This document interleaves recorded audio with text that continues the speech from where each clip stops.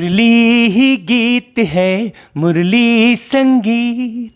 मुरली ही गीत है, मुरली संगीत। बाबा मेरा मीत है, बाबा मेरी जीत। बाबा मेरा मीत है, बाबा मेरी जीत। आज बाबा कहते हैं मीठे बच्चे, अब तुम्हें नई दुनिया में चलना है। यह दुख के दिन पूरे हो रहे हैं, इसलिए पुरानी बीती हुई बातों को भूल जाओ। बाबा ही गीत, बाबा ही संगीत। बाबा मेरा मीत, बाबा मेरी जीत। बस और कुछ नहीं। क्योंकि बाबा ही नई दुनिया बना रहे हैं। तो जो नई दुनिया बनाते हैं, जो नया कंस्ट्रक्शन करते हैं, कनेक्शन उन्हीं के साथ रखना होता है। न्यू कंस्ट्रक्शन करने वाले से ही कनेक्शन रखने से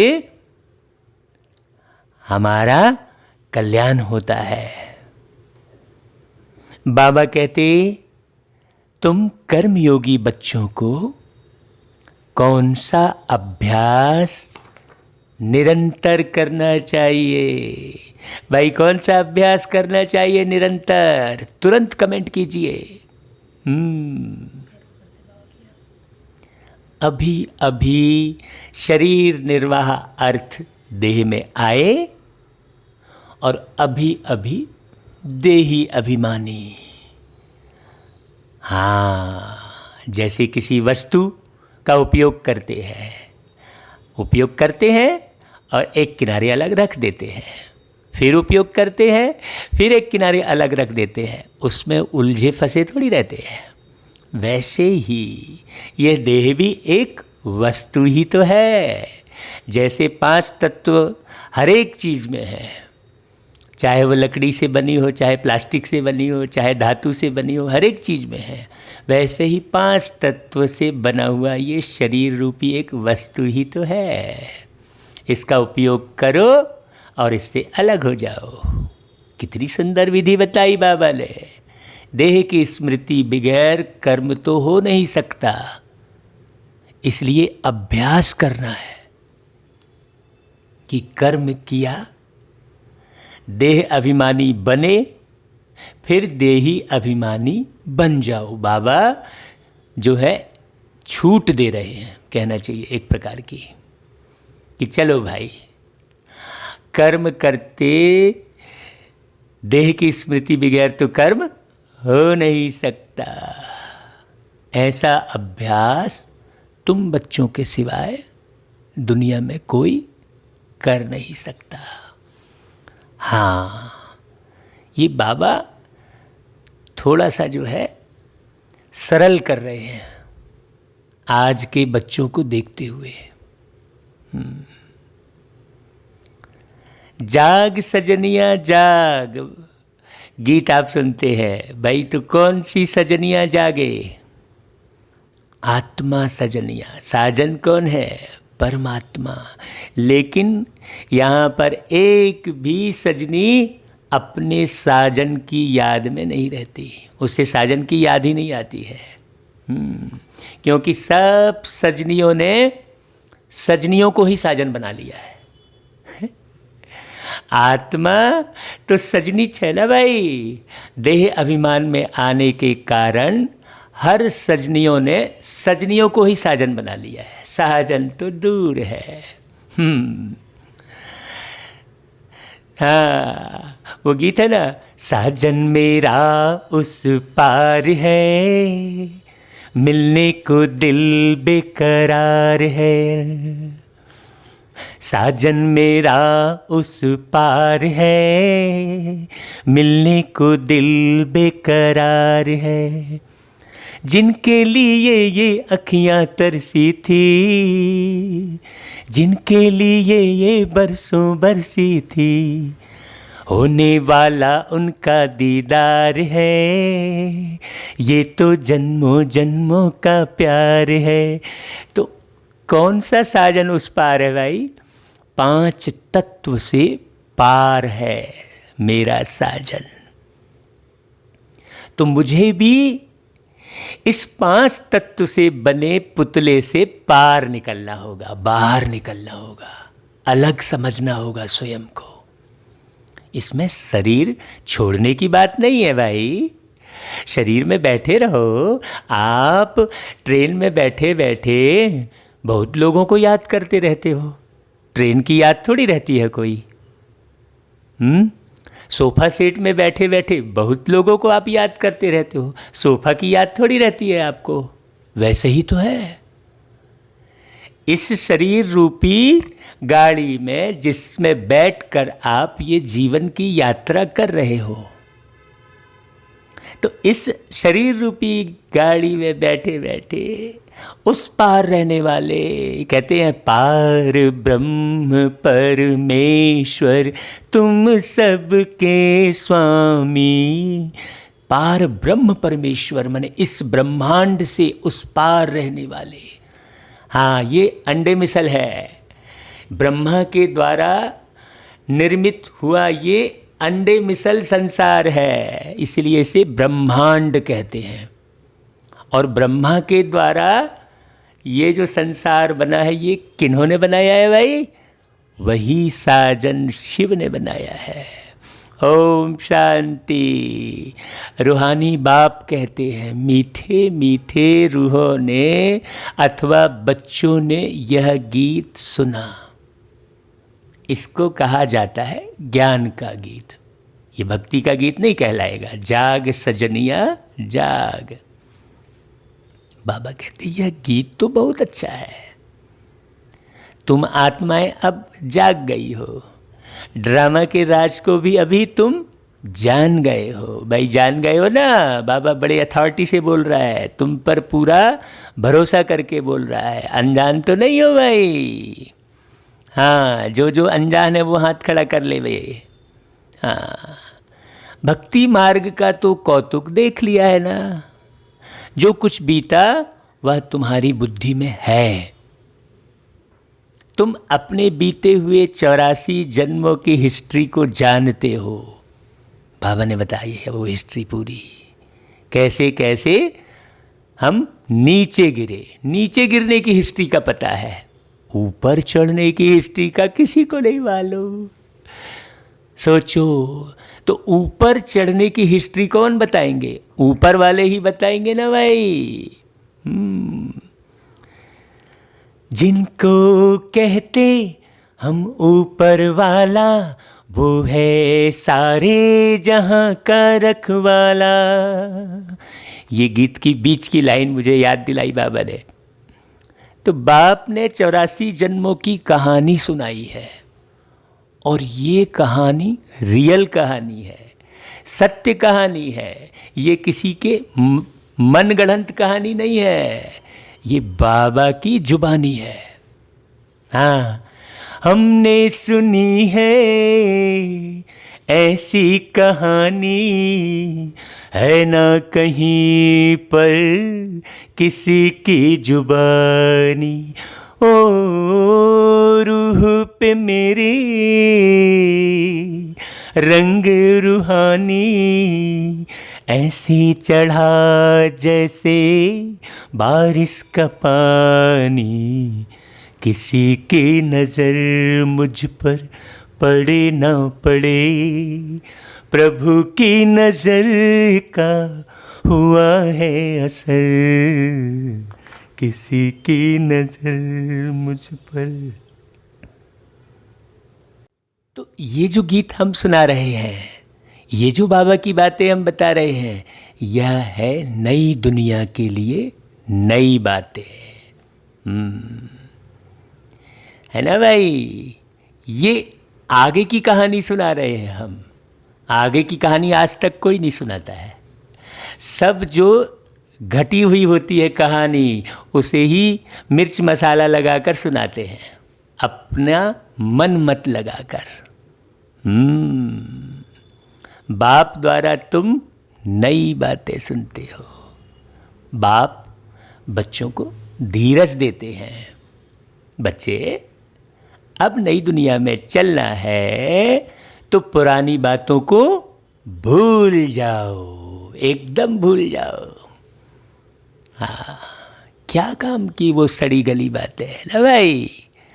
हाँ, जितनी भी पुरानी चीज़ें होती हैं उसमें खटाई पड़ जाती है, खट्टी हो जाती है, खमीर उड़ जाता है, बेकार हो जाता है ना भाई। तो ये हम कहते हैं शरीर का भोजन है भात और आत्मा का भोजन है बात। तो जैसे शरीर के भोजन को पुराना करके नहीं खाते, ताज़ा ही खाते हो, वैसे ही आत्मा के भोजन को भी ताज़ा ही खाओ। हाँ, शरीर का भोजन मुख द्वारा खाते हो और आत्मा का भोजन कानों द्वारा खाते हो। बड़ी समझने की बात है भाई। बाबा कहता है कि भाई यह वेद शास्त्र जो भी भक्ति मार्ग की सामग्री है, यह सब खत्म होनी है। ये किताबें तो नहीं रह जाएंगी ना भाई। जो आप सुनकर स्वयं आत्मा में भर लोगे अच्छे से, वही काम आएगा।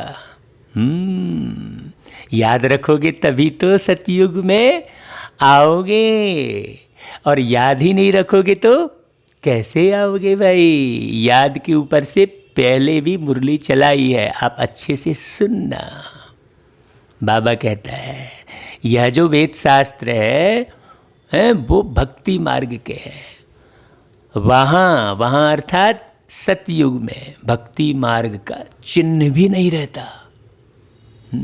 इसलिए पुराना सब भूलो। वहाँ तो भक्ति का फल मिल जाता है। भक्तों को बाप आकर फल देते हैं, और इधर तो भक्त भगवान को फल चढ़ाते हैं। सोचने की बात है कि भाई भगवान तो कोई कर्म नहीं करता जो फल की इच्छा रखे। तुम कर्म करते हो, इसलिए बाबा ने कहा भाई शरीर में आए हो तो कर्म तो करोगे ही, और शरीर का भान रहेगा ही, इसलिए ये अभ्यास करो। ऊपर मुरली में कहा बाबा ने ना भाई, सार में। तो भक्त जो है यहाँ भगवान को फल चढ़ाते हैं। अरे भाई भगवान को किस बात का फल चाहिए भाई, उन्होंने कौन सा कर्म किया जो तुम फल दे रहे हो उनको। यहाँ तो भक्त भगवान को फल देते हैं, जबकि बिल्कुल उल्टा है ना भाई। देखो दुनिया में बिल्कुल उल्टा है। ज्ञान में भगवान भक्तों को फल देते हैं, और भक्ति में भक्त भगवान को फल देते हैं। अब बताओ फायदा किस में है भाई। भक्त भगवान को फल चढ़ाएगा तो फायदा है, कि भगवान भक्तों को फल देगा तो फायदा है। तो कौन सा मार्ग फायदेमंद है, अब आप अच्छे से डिसीजन कर लो, निर्णय ले लो भाई, और चले आओ इस तरफ। स्वागत है आप सबका, नए लोगों का भी। तो बाबा कहते हैं जिसने सबसे जास्ती भक्ति की है उनको जरूर जास्ती फल मिलेगा। देखो है ना भाई, ज्ञान का पुरुषार्थ भी वह जास्ती करेगा। अभी तो जो भक्ति करते हैं, खा रहे हैं, पी रहे हैं, आराम से 1 बजे उठ रहे हैं, 2 बजे दोपहर को मंदिर जा रहे हैं, माने भक्ति बाद में, तो वो कोई भक्ति हुई क्या? सोचने की बात है। पहले सवेरे से 4 बजे से उठकर लोग भक्ति किया करते थे। आज तो है नहीं, प्रभात पे फेरी निकला करती थी। आज तो वो भक्ति रह नहीं गई। तो जिन्होंने पहले भक्ति की है उन्हें पहले फल मिलेगा, और जिन्होंने भक्ति ही नहीं की है तो वो अंत यही कलयुगी दुनिया में, दुख भरी दुनिया में, महामारी वाली दुनिया में आएंगे। अभी जिनका भी जन्म हो रहा होगा वो महामारी वाली दुनिया में ही तो जन्म लेगा भाई। कितना खतरा, जन्म लेते ही वायरस चिपक गया और सब घबरा गए। तो अभी का जन्म सुखदाई है कि सतयुग का जन्म सुखदाई है? तो ओ मेरे मीठे भाई, जन्म ले लो सुखदाई। कहाँ? सतयुग में। और सतयुग में जन्म लेने के लिए ही प्यारे बाबा पुरुषार्थ करा रहे हैं। कहीं भी जाने के लिए पुरुषार्थ तो करना पड़ता है ना भाई। आज मैं इस शरीर को छोड़कर कहीं फिर जन्म लूँगा तो मुझे पुरुषार्थ तो करना पड़ेगा ना भाई। बड़ी गहरी बात है। बाबा कहते हैं ज्ञान का पुरुषार्थ भी वह बच्चा जास्ती करेगा। तुम जानते हो हम आत्माओं ने जास्ती भक्ति की है। जो भी बच्चा मुरली को बहुत ध्यान से सुन रहा है उसने जरूर जास्ती भक्ति की है। जरूर ज्ञान में भी वह तीखे जाएंगे। तब इन लक्ष्मी नारायण जैसा ऊंच पद पाएंगे। अब ज्ञान और योग के लिए तुम्हारा पुरुषार्थ है। अब जितना भी पुरुषार्थ करो वो सब ज्ञान और योग के लिए। मतलब ज्ञान जितना भी सुनो अपने अंदर योग्यता को बढ़ाने के लिए सुनो। ऐसा ही ऊपर ज्ञान ना सुन लो भाई। हाँ, नियम प्रमाण ज्ञान सुनना बिल्कुल उचित नहीं है। कि बस सब चलो भाई मुरली सुनना है, एक परिपाटी जैसा प्रथा जैसी मत बनाओ। क्योंकि दुनिया में प्रथा बहुत है। हाँ, लेकिन प्रतिज्ञा बिल्कुल नहीं है। प्रथा खूब है, प्रतिज्ञा बिल्कुल नहीं है। और प्रतिज्ञा कभी किए भी तो वो झूठी, तोड़ देते हैं उसको। यहाँ प्रतिज्ञा करते ही तोड़ने के लिए है, नियम बनाते ही तोड़ने के लिए है। जितने भी नियम बनाते हैं वो धन कमाने के लिए बनाते हैं कि नियम बनाएंगे, लोग तोड़ेंगे तो हमारी धन कमाई होगी। तो टारगेट ही उल्टा है। तो बाबा कहते हैं देही अभिमानी हो रहना है, फिर देहधारी भी होना है। कर्म करने के लिए कर्म करते हुए बाप को याद करना है। हाँ, नहीं तो कई बोले मैं बाबा की याद में था ना तो वो गड्ढा दिखाई नहीं दिया तो हपट के गिर गया। तो ये बाबा की याद नहीं है। बाबा जो अभी आज मुरली में बात कह रहे हैं कि भाई बाबा को याद करना है, देहधारी भी होना है। का मतलब क्या हुआ? इस देह को भी अच्छी तरह संभालना है। ऐसे नहीं कि बाबा की याद में तो थे तो गड्ढे में गिर गए पता नहीं लगा, वो बाबा की याद नहीं कहलाएगी। ऐसे मगन नहीं होना है। हाँ, असल में क्या है, दुनिया में ये दिखा दिया है ना कि भगवान की तपस्या में ऐसे रहे कि सांप ने भी काट लिया तो ये हो गया, तो पूरी मिट्टी चढ़ गई शरीर में। माने अब बताओ भाई, ऐसा है ना? कैसे समझने की बात है भाई, बड़ी समझने की बात है। इसलिए बाबा बहुत प्यारी मुरली चलाते हैं। तो कर्म करते हुए भी बाप को याद करना है। देह बिगैर तो हम कर्म कर न सके, और हम इस दुनिया में आए हैं तो कर्म तो करना ही पड़ेगा भाई। यह तो ठीक है, लेकिन बाबा को याद करना है, कर्म तो करना है। परंतु अपने को आत्मा समझे, देह को भुला देने से काम नहीं होगा। देह को भूलने की बात थोड़ी है? देह के भान में नहीं रहना है, भूलने की बात थोड़ी है, सोचने की बात। देखो है ना कि क्लियर हुआ ना भाई। देह के अभिमान में नहीं आना है।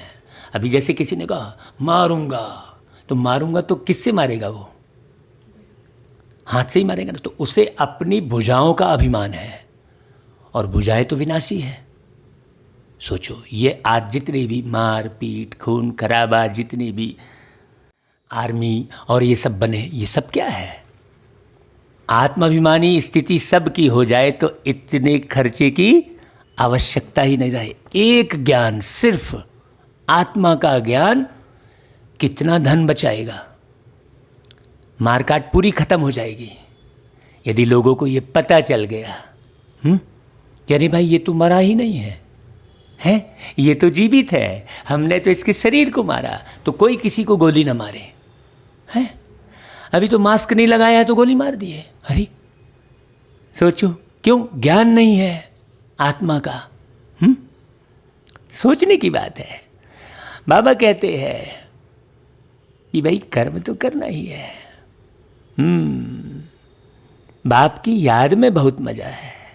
उठते बैठते चलते फिरते बाप को याद करो, परंतु फिर भी पेट को भोजन तो चाहिए ना। देही अभिमानी हो रहना है। ऐसा नहीं कि भोजन नहीं खिलाना है इसको। देही अभिमानी का मतलब भोजन नहीं खिलाना है शरीर को, है भाई। आप जिस घर में रहोगे उसे अच्छे भाई साफ सुथरा करके संवार के रहोगे ना। ऐसा थोड़ी वो टूटता फूटता रहेगा तो आप बस उसे टूटने दोगे। तो शरीर भी एक घर है, इसे टूटने मत दो, इसे संभालो अच्छे से, लेकिन देही अभिमानी होकर। हाँ, देही अभिमानी इस समय तुम बच्चों के सिवाय कोई भी नहीं है। कितनी खुशी की बात है भाई, ताली बजाओ। भगवान बोल रहे हैं कि तुम बच्चों के सिवाय कोई नहीं है। कितनी खुशी की बात है। भगवान अपने को आत्मा भी समझे, परंतु परमात्मा का परिचय नहीं। है ना भाई। दुनिया में जो भगवान बता रहे हैं तो भले अपने को आत्मा समझें, लेकिन परमात्मा का परिचय नहीं है। भल समझें हम आत्मा अविनाशी है, गीत भी गाते हैं वो, यह शरीर विनाशी है, परंतु यह समझने से विकर्म विनाश नहीं होंगे। देखो आज मुरली बहुत बारीक चल रही है, एकदम स्पष्ट। कहते भी है ना भाई, पुण्य आत्मा पतित आत्मा। मैं आत्मा हूँ, मेरा यह शरीर है, यह तो कॉमन बात है। ये तो सारी दुनिया जानती है। मूल बात बाप समझाते हैं कि मुझे याद करो, एक्यूरेट जो परमात्मा है। भाई आप किसी भी नारी को देखकर आप माँ कह सकते हो, लेकिन माँ थोड़ी है हर नारी तुम्हारी। जो माँ है वो तो माँ है ना। आप उसे एक्यूरेट जानते हो, पहचानते हो और उनकी याद में रहते हो। वैसे ही परमात्मा, हर एक को थोड़ी परमात्मा बोल सकते हैं भाई। परमात्मा को भी अच्छे से जानना समझना पड़े ना भाई। हाँ, तो शरीर निर्वाह अर्थ देह अभिमान में तो आना है, देह को खिलाना भी है। देह बगैर तो कुछ कर नहीं सकते। हर जन्म में अपना शरीर निर्वाह करते आते हो, कर्म करते हुए भी अपने माशूक को याद रखना है। देखो उस माशूक का किसी को पूरा पता नहीं है। अगर पता रहे तो इतनी खुशी रहे कि जिसका हिसाब नहीं है।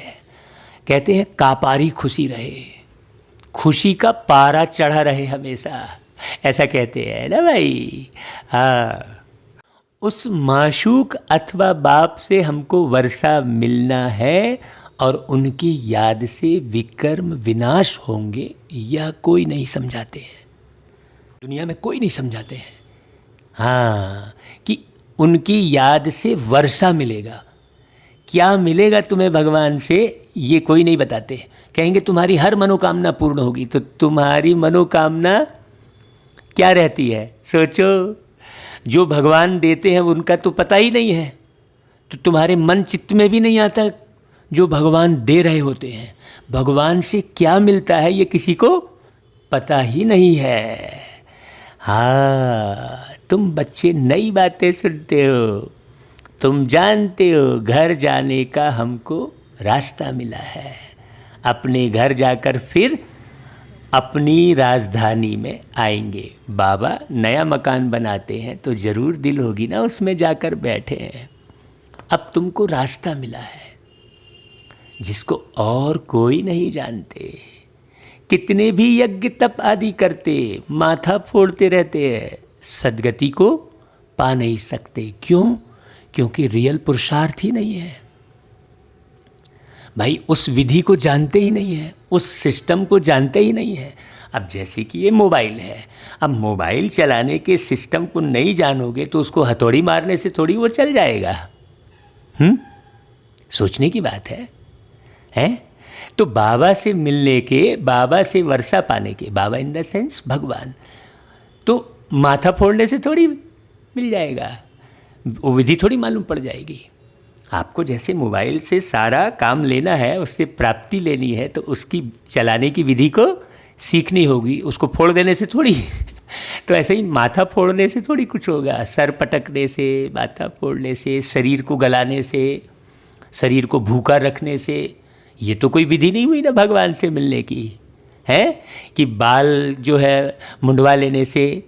हाँ भाई, अपने हृदय में परमात्मा की याद रखेंगे, वो भी एक्यूरेट, जो परमात्मा है, जो वो देते हैं, उसको जानकर। तो तरेगा तो वो ही, तरेगा तो वो ही जिसके हृदय में हर है, तरेगा तो वो ही जिसके हृदय में हर है, तरेगा तो वो ही। भाई तरेगा तो वही का मतलब क्या हुआ? विधि को वही जानेगा, वही तर जाएगा इस विषय विकार वाली दुनिया से, इस दुख भरी दुनिया से पार लग जाएगा।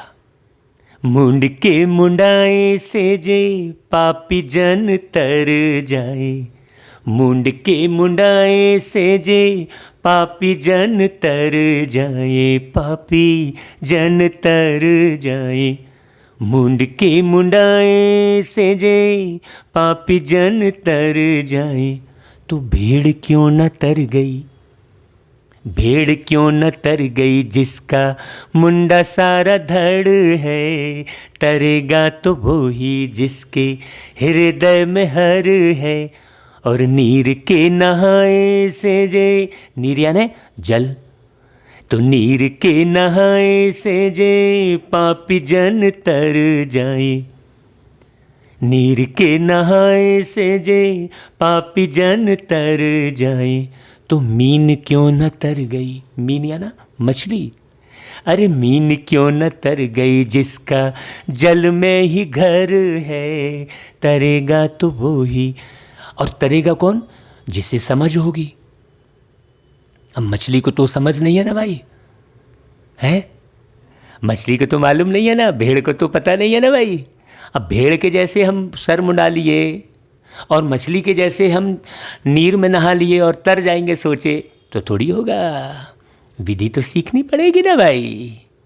तो माथा फोड़ने से तो सद्गति नहीं मिलेगी, सच्चे रास्ते पर चलने से सद्गति मिलेगी। सतगति, गति यानी रास्ता, मार्ग, और सत यानी सच्चा, सतगति। माथा फोड़ने से तो सच्चा मार्ग नहीं मिल जाएगा भाई। भाई मार्ग आपको कहीं भी जाना है, मार्ग मिलेगा सही टिकट कटाने से, सही गाड़ी में बैठने से। अब माथा फोड़ने से एक दूसरे का थोड़ी तुमको टिकट मिल जाएगी कि सही गाड़ी मिल जाएगी, है ना भाई। तो इस दुनिया से उस दुनिया में ऐसे तप करने से, ये करने से जा नहीं सकते, सद्गति को पा नहीं सकते। स्पष्ट समझना है इस सब बातों को, यह भी समझना चाहिए। शास्त्रों में लाखों वर्ष लिख दिया है, इसलिए मनुष्यों की बुद्धि काम ही नहीं करती है। हाँ, है ना भाई, सोचेगा ही नहीं उसके बारे में। हाँ, यदि कहा जाए कि भाई जो है गर्मी जो है 5 साल बाद आने वाली है, तो वो थोड़ी सोचेगा, वो इंतज़ाम थोड़ी करेगा उस चीज़ का। हाँ ठीक है, बहुत साल पड़े हैं, लापरवाह हो जाएगा। उसे ये नहीं मालूम है कि भाई जो है हर 4 महीने में ऋतु चेंज हो रही है, तो वो तैयार नहीं रहेगा और हर बार बीमार पड़ता रहेगा। वैसे ही है, लाखों वर्ष कह देने से मनुष्यों की बुद्धि इस दिशा पर काम ही नहीं करती है, बाकी दिशा में काम करती है। माने मनुष्यों की बुद्धि काम नहीं करती है कहने का मतलब क्या है? सद्गति के मार्ग पर काम नहीं करती है। कि भाई सद्गति का मार्ग कौन सा है? ये झूठ के कारण दुख पा रहे हैं, सत्य क्या है मालूम नहीं है, उस दिशा में काम नहीं करती है। बाकी तो भाई आविष्कार कर रहे हैं तो उसमें बुद्धि काम कर रही है, लेकिन फिर भी दुखी क्यों है? भाई इतने भौतिक सुख के साधन हो गए, फिर भी दुखी क्यों है? ये ज्ञान तो नहीं है ना भाई। लड़ाई झगड़े क्यों है इतने? ये ज्ञान नहीं है ना। तुम अच्छी रीति समझ सकते हो, कल की बात है। भारत तो स्वर्ग था, हम आदि सनातन देवी देवता धर्म वाले थे। देवी देवता धर्म बहुत सुख देने वाला है, इसलिए देवी देवताओं की पूजा करते हैं सुख के लिए। जब दुखी होते हैं तो देवी देवताओं के मंदिर में जाकर विधि विधान से पूजा करते हैं ना भाई। वो विधि विधान कौन सा समझते हैं? मटेरियल को व्यवस्थित करना। भाई जैसे मैंने सुपारी ले ली है, सेंगी सुपारी, उसको 9 ग्रह बना दिया। वो 9 ग्रह मान लिया। फिर गोबर लाए गाय का, उसमें गणेश जी मान लिया उसको। ऐसा उसको विधि विधान समझते हैं।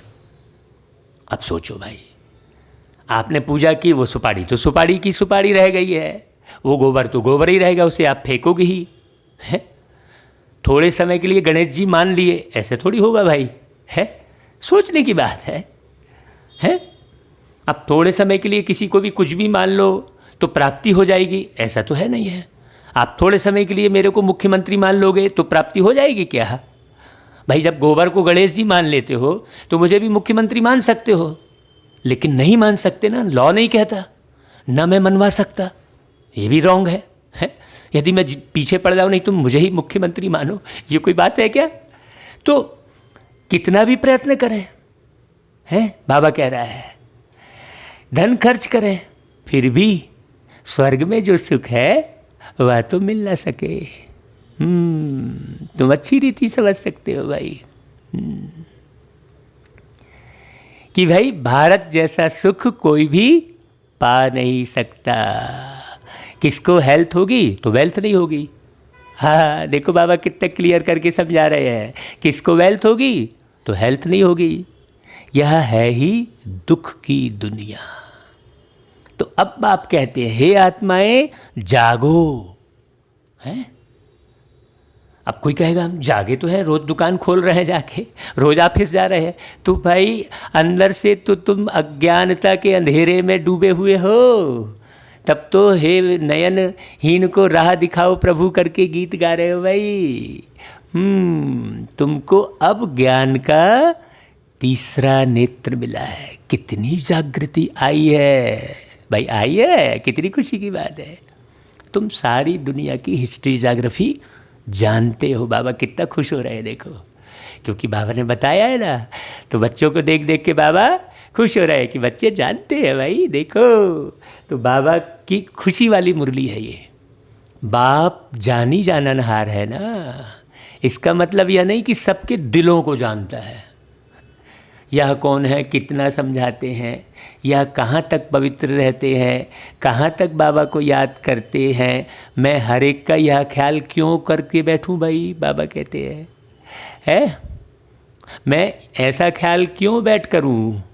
हम तो रास्ता बताते हैं कि तुम आत्माओं को अपने परम पिता परमात्मा को याद करना है, इस सृष्टि चक्र को बुद्धि में रखना है, देही अभिमानी तो जरूर बनना है। देह अभिमानी बनने के कारण तुम्हारी यह दुर्गति हुई है। अब तुमको बाप को याद करना है। जितना जितना बाबा अशरीरी रूप में याद आएंगे उतना अशरीरी का अनुभव होता रहेगा। नहीं तो ये करूं वो करूं, यहाँ जाऊं वहाँ जाऊं, इसी चक्कर में लगे रहोगे हैं। अब तुमको बाप को याद करना है। गृहस्थ व्यवहार में रहते कमल फूल समान बनना है। कहते देखो स्वदर्शन चक्रधारी भी तुम हो। देवताओं को तो शंख आदि है नहीं, अब उनको शंख देने की क्या जरूरत है भाई। देवता थोड़ी यहाँ पर दिख रहे हैं ज्ञान सुनाते हुए। यहाँ तो मनुष्य ही ज्ञान सुना रहे हैं ना भाई। हाँ, और ब्राह्मणों को ही विशेष रूप से बुलाते हैं पूजा पाठ करने के लिए, ज्ञान सुनाने के लिए, है ना भाई। तो ज्ञान के शंख की बात है ना। यह ज्ञान शंख आदि तुम ब्राह्मणों को है। सिख लोग शंख बजाते हैं, बहुत बड़ा आवाज़ करते हैं। तुम भी यह ज्ञान बैठ देते हो तो बड़ी सभा में लाउड स्पीकर लगाते हो। तुमको यहाँ लाउड स्पीकर लगाने की दरकार नहीं। टीचर पढ़ाएंगे तो लाउड स्पीकर लगाएंगे क्या है भाई। ये तो स्कूल है ना। यहाँ तो सिर्फ शिव बाबा को याद करना है तो विकर्म विनाश होंगे। मूल बात है, जो विकर्म किए हैं 63 जन्म, उसका विनाश कैसे हो। जब तक उसका विनाश नहीं होगा तुम्हारे दुख का अंत नहीं होगा। बाबा कहते हैं देखो मैं सर्वशक्तिमान हूँ ना, तुम लाउड स्पीकर लगाते हो तो आवाज़ हो कि आवाज़ दूर दूर तक सुनने में आए, वह भी आगे चल काम में आएगा। तुमको सुनाना यह है कि मौत सामने है, अभी सबको वापस जाना है। महाभारत लड़ाई भी सामने खड़ी है, गीता में भी लिखा हुआ है महाभारत लड़ाई लगी विनाश हुआ। अच्छा फिर क्या हुआ भाई? भाई विनाश हुआ, उसके बाद क्या हुआ? पांडव भी गल मरे। अच्छा फिर बाप समझाते हैं पहले अगर विनाश हो जाए तो फिर भारत खंड भी खाली हो जाए पूरा। स्थापना हुई ये किसी को नहीं मालूम, स्थापना कैसे हुई ये किसी को नहीं मालूम। भाई नया मकान बनाकर ही तो पुराना हटाएंगे भाई। हाँ बाबा कहते हैं भारत तो अविनाशी खंड है, खाली तो होता नहीं। देखो और हम भारत में रहते हैं, देखो भाई तालियां बजाओ खुशी खुशी। तुम जानते हो प्रलय तो होती नहीं।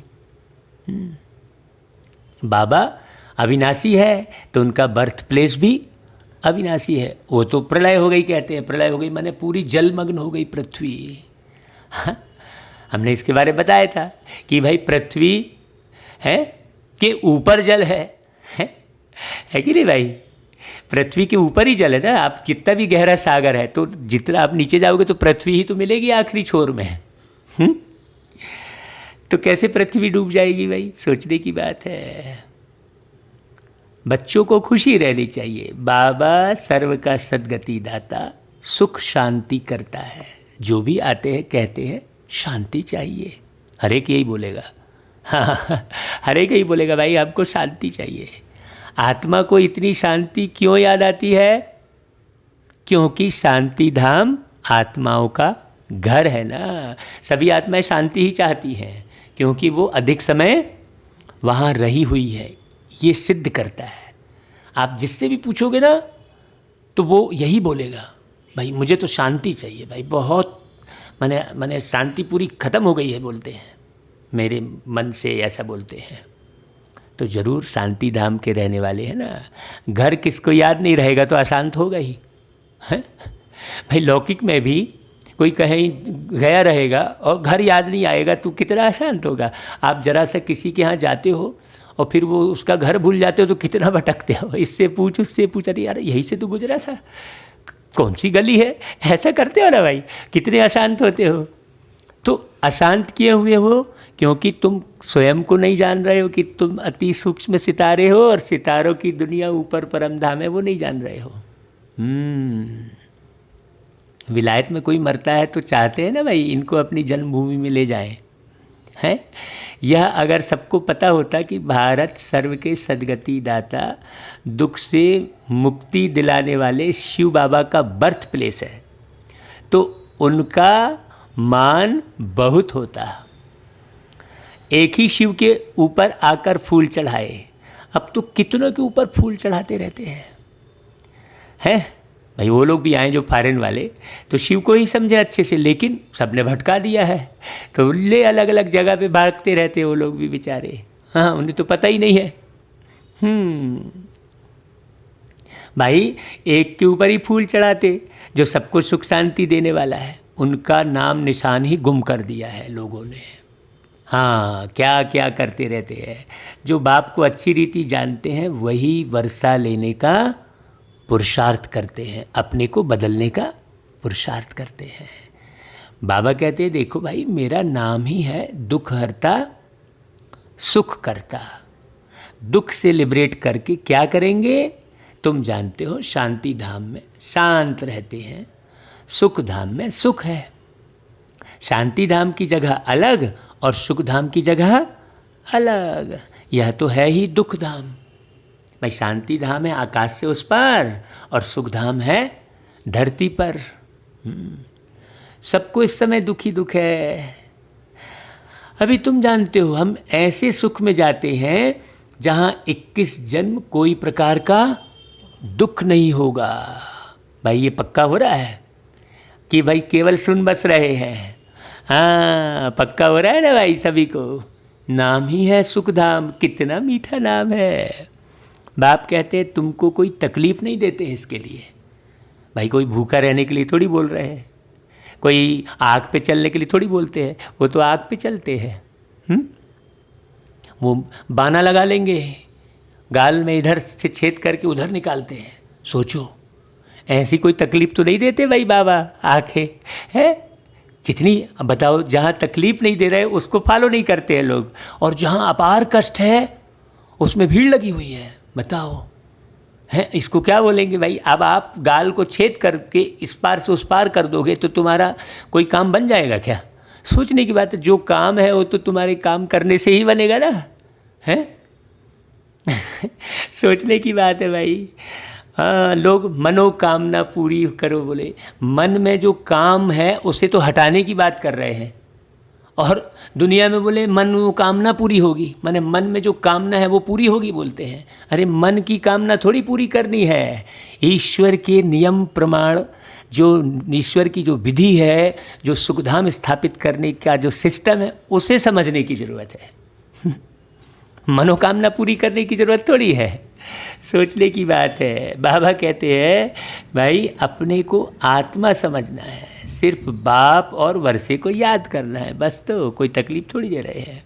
यह ज्ञान तुमको बाबा सिखला रहे हैं। सतयुग में आत्मा का ज्ञान है, हम आत्मा यह शरीर छोड़ दूसरा जन्म लेंगे, इसको आत्माभिमानी कहा जाता है। हाँ भाई, हम किसी बच्चे को देखते हैं तो आपको लगता है भाई आने वाले समय में हम भी फिर ऐसे ही बच्चे बनेंगे। होगी तो ना भाई, हम भी अगर बच्चे होते, हम भी अगर बच्चे होते, नाम हमारा होता बबलू गबलू डबलू, अरे खाने को मिलते लड्डू, कि दुनिया कहती हैप्पी बर्थडे टू यू। ऐसा वो गीत है ना भाई। तो हम किसी भी बच्चे को देखते हैं तो हमको लगता है भाई मैं भी बस थोड़े दिनों बाद मैं भी बच्चा बनने वाला हूँ, और बढ़िया सुखधाम का बच्चा बनने वाला हूँ। ये आत्माभिमानी स्थिति है, इसमें खुशी अपार रहेगी। इसमें यहाँ ऐसी स्थिति में क्या होगा कि यहाँ पर किसी भी वस्तु व्यक्ति वैभव में तुम्हारा मन डूबेगा नहीं कि यार ये ले लेता, ये पा लेता, फिर वो नहीं मिला, विनाश हो गया तो दुख होगा, है क्यों? बाबा कहता है भाई विनाश सामने खड़ा है, मौत का बाजार लगने वाला है, कह रहा है, फिर काहे वस्तु व्यक्ति वैभव में तुम दिल लगाते हो? नहीं तो तुम्हारा दिल टूटने ही वाला है। क्यों? क्योंकि ये वस्तु व्यक्ति वैभव सब ये तो आप देख ही रहे हो, नाते रिश्तेदार तुम्हारे से बिछुड़ ही जाते हैं, आज नहीं तो कल, है ना, बिछुड़ते हैं ना। तो भाई आप काहे टेम्परेरी में दिल लगाए हो, परमानेंट में दिल लगाओ ना भाई। हाँ, आज नहीं तो 20 साल बाद, 50 साल बाद तुमसे छूटेगा ही वो, तो क्यों इतना दिल लगाना? दिल से स्नेह करो, दिल लगाओ मत। हाँ, दोनों में अंतर है ना भाई। दिल से स्नेह करना और दिल लगाना, दोनों में अंतर है ना भाई। बाबा दिल लगाने के लिए मना कर रहे हैं, दिल से स्नेह करने के लिए थोड़ी मना कर रहे हैं। तो बाबा कहते हैं यह है रूहानी नॉलेज जो और कोई दे ना सके। रूह को रूहानी बाप आकर नॉलेज देते हैं। हाँ, हर 5000 वर्ष बाद देते हैं। मनुष्य तो बिल्कुल ही घोर अंधियारे में है। ये रूहानी नॉलेज तो किसी को है नहीं कि भाई आत्मा कैसे आती है, कैसे जाती है, किस प्रकार से चक्र लगाती है ना भाई। ये बात तो किसी को मालूम नहीं है। अब तुमको रोशनी मिली है, तुम अज्ञान नींद से जागे हो। नींद से जागने का, नींद से जागने का काम है जिंदगी, ध्यान में डूबने का नाम है जिंदगी। तो अज्ञान नींद से जागे हो। सभी सजनियों का साजन है एक बाप।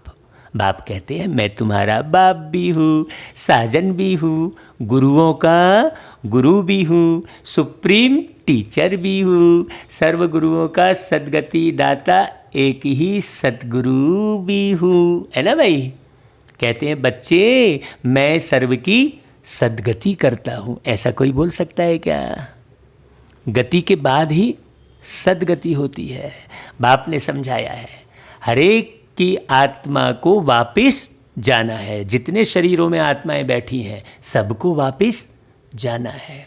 आत्मा ही सतो प्रधान, सतो रजो तमो बनती है। अभी आत्मा तमो प्रधान बन गई है, इसलिए दुखी हो रही है ना भाई। और सत्यम शिवम सुंदरम आकर किसको सतो प्रधान बनाते? आत्मा को। कोई कोई का बहुत थोड़ा पार्ट है, आए और गए। जैसे हमने कहा ना भाई, अभी कोई जन्म लेगा, ऊपर से आएगा, तो कौन सी दुनिया में आएगा? वो महामारी वायरस वाली दुनिया में आएगा, है कि नहीं भाई? हाँ, जैसे मच्छरों मुआफिक जन्मे और मरे, ऐसे तो बाप से वर्षा नहीं लेते हैं, वो थोड़ी लेते हैं। बाप से वर्षा लिया जाता है पवित्रता, सुख, शांति का। भाई आए और मरे तो कितनी अशांति हो गई, वो आत्मा कितनी अशांत रहेगी, हैं? बाप तुम आत्माओं को समझाते हैं। भाई बाप तो है ही निराकार, उसे जन्म मरण वाली कोई बात ही नहीं है। वह भी इस मुख से आकर समझाते हैं, एक मानवी मुख से, है ना। शिव बाबा के मंदिर भी बहुत ऊंच ऊंच बनाते हैं, कितना दूर दूर जाते हैं तीर्थों पर, मेले पर। ऊपर में कोई ज्ञान अमृत पीने का रखा है क्या? सोचने की बात है। वो पहाड़ के ऊपर चले गए तो वहाँ कोई ज्ञान सुनाने वाला कोई भगवान बैठा है क्या? कितना खर्चा करते हैं। गवर्नमेंट को भी उन्हों के लिए कितने प्रबंध आदि करने पड़ते हैं। अब चलो भाई, वो बूढ़ा भी जाना पड़ता है तो एक केवल कार बिछानी पड़ती है, फिर पूरा है, तकलीफ होती है। यहाँ तीर्थों पर छोटे बच्चों को कैसे ले जाएंगे भाई? बच्चों आदि को कोई ना कोई को संभालने लिए दे जाते हैं, साथ में नहीं ले जाते हैं। 2-3 मास यात्रा करते हैं। यहाँ तुम आते हो, तुमको बैठकर सुनना है, पढ़ना है। छोटे बच्चे तो नहीं सुनेंगे ना, है? यहाँ तुम आए ही हो योग और ज्ञान सीखने। मतलब कई जो है मुरली क्लास में बच्चे ले जाकर बैठ जाते हैं, तो अब वो सुनेंगे क्या ज्ञान? वो बच्चा ही खींचता रहेगा, है? तो ज्ञान क्या सुनेंगे भाई? ज्ञान तो बैठकर सुना जाता है। योग आप चलते फिरते कर सकते हो, और आप ज्ञान पूरे तरह से बैठकर नहीं सुन रहे हो, भ्रुकुटी के बीच बैठे रहो और बैठ के सुनो, बुद्धि मन सबको एकाग्र करके, तब तो ज्ञान समझ में आएगा। और बीच बीच में तुम इधर उधर भगाते रहे मन को, और बुद्धि इधर उधर भटकाते रहे, तो कहाँ ज्ञान समझ में आएगा भाई? बाबा ये बात बोल रहे हैं, उदाहरण दे रहे हैं कि भाई तीर्थ पर जाते हैं तो बच्चों आदि को नहीं ले जाते, वो घर पे ही रख के आते हैं। हाँ हाँ हाँ, ऐसे ही तुम मन रूपी बच्चे को कौन से घर में रख दो? परम धाम में बैठकर मुरली सुनो। हाँ, शांति से बैठकर अटेंशन देकर सुनना है। हाँ, योग तो बहुत सहज है, कुछ भी काम करते रहो, बुद्धि का योग वहाँ लगा रहे, योग सहज है। लेकिन ज्ञान तो आपको एकाग्र होकर सुनना पड़ेगा। जब तक आप मुरली को एकाग्र होकर नहीं सुनेंगे तब तक आपका योग भी नहीं लगेगा। बाबा की याद रहने से कमाई बहुत जबरदस्त होती है। हाँ, हमने तो भाई वो अविनाशी धन कमा लिया है जो कोई नहीं छीन सकता। तुम जानते हो हम एवर हेल्दी बनेंगे। अपने साथ बातें कर दी है भाई, जैसे आप बोले ना भाई, हाँ, कि आप सारा समय बस यही लगता रहता है, वाह क्या कमाई की है भाई हमने। इसलिए फिर वो गीत भी सबको सुनाते हैं, कर लो कमाई 21 जन्म की, आया है बाबा लुटाने। और इस गीत में पूरी विधि भी है कि आप कैसे करोगे कमाई। 5 खोटे सिक्के देकर खरीदो, है ना। वो खोटे सिक्के कौन से हैं? आपके 5 विषय विकार। ऐसे अपने साथ बातें करनी होती है। बाबा की याद में रहकर भोजन भी अपने हाथ से बनाना है। हाथों से काम भी करो, बाकी याद करो अपने बाप को। तो जितना ज़्यादा मुरली सुनेंगे उतना ही बाबा की याद आएगी कि बाबा ने आज ऐसा कहा था भाई, मेरे मीठे बाबा ने ये बोला था। ऐसे आप बताते रहोगे एक को, है ना, हर एक को बोलते रहोगे, ऐसा तुम्हारा भी कल्याण होगा और याद में रहने से चीज़ भी अच्छी बनेगी, खुशी रहेगी। तुमको विश्व की बादशाही मिलती है तो खुशी नहीं रहेगी भाई। जो बाबा आपको विश्व की बादशाही देते हैं उनको याद नहीं करोगे? बहुत सोचो, मतलब अभी भरोसा नहीं हुआ है। हाँ, तुम यहाँ आते ही हो लक्ष्मी नारायण बनने। सब कहते हैं हम सूर्यवंशी बनेंगे। तुम जानते हो हमारे मम्मा बाबा इस समय ब्रह्मा सरस्वती हैं, दूसरे जन्म में लक्ष्मी नारायण बनेंगे।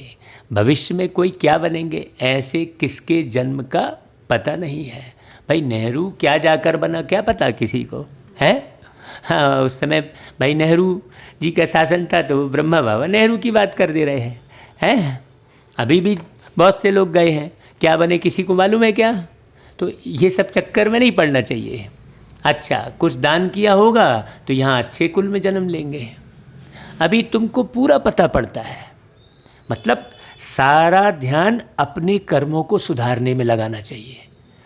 कौन कहाँ जन्म लिया होगा, फिर इसने मर गया तो फिर अब जन्म लेगा कि नहीं लेगा। बाबा तो 84 जन्म की बात कर रहे थे, ये अंतिम जन्म में कह रहे थे, फिर अब वो कैसा होगा। ऐसे कई लोग उन सब चक्करों में पड़ जाते हैं।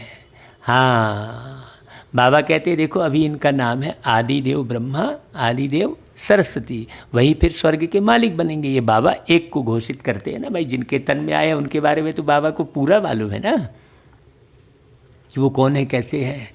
एक को ही को रखेंगे ना, सारी दुनिया का थोड़ी बताते बैठे रहेंगे, नहीं तो बस फिर ज्ञान तो एक के नाम ही चला जाएगा है।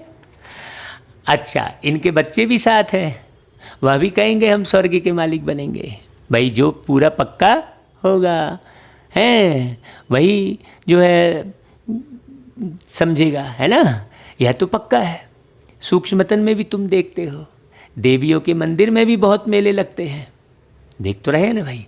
अभी जगदम्बा तो है एक, उनके फीचर्स भी एक ही होने चाहिए।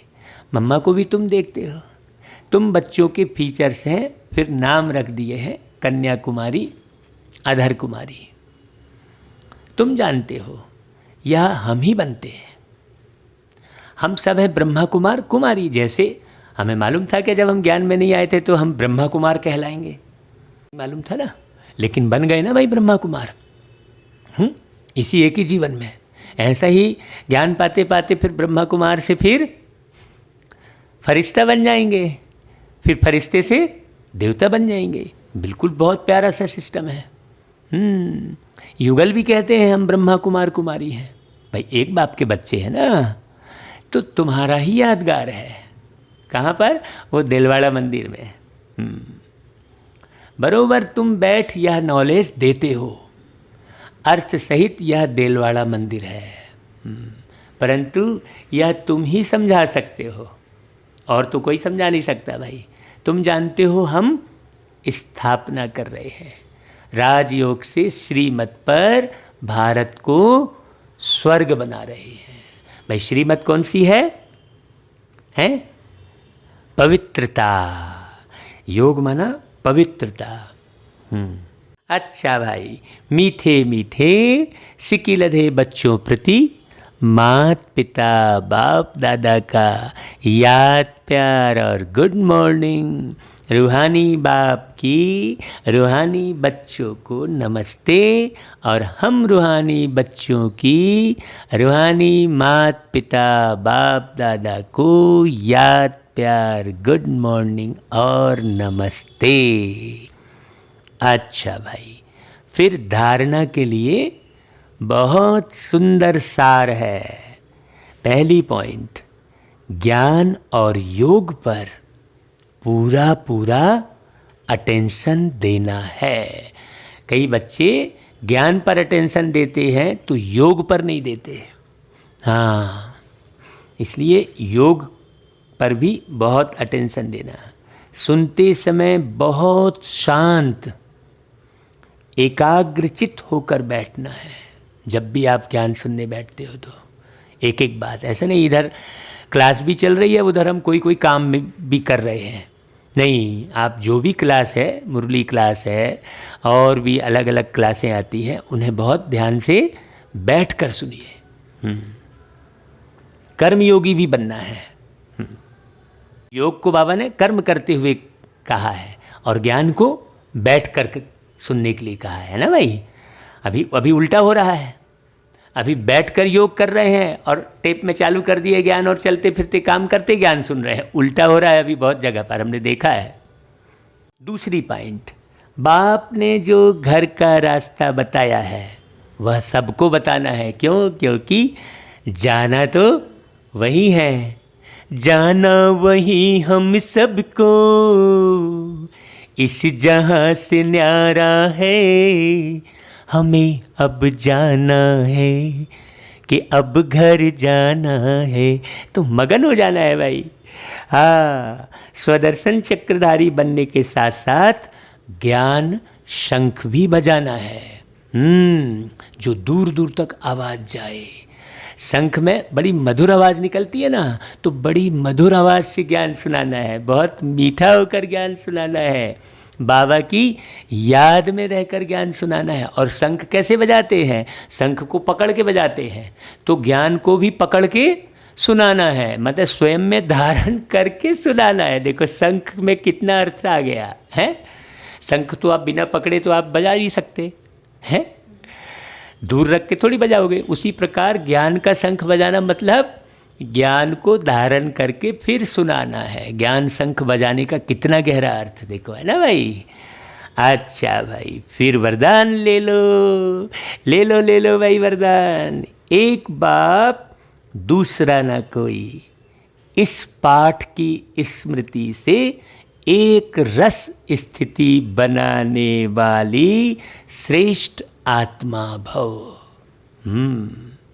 एक बाप दूसरा ना कोई, यह पाठ निरंतर याद हो,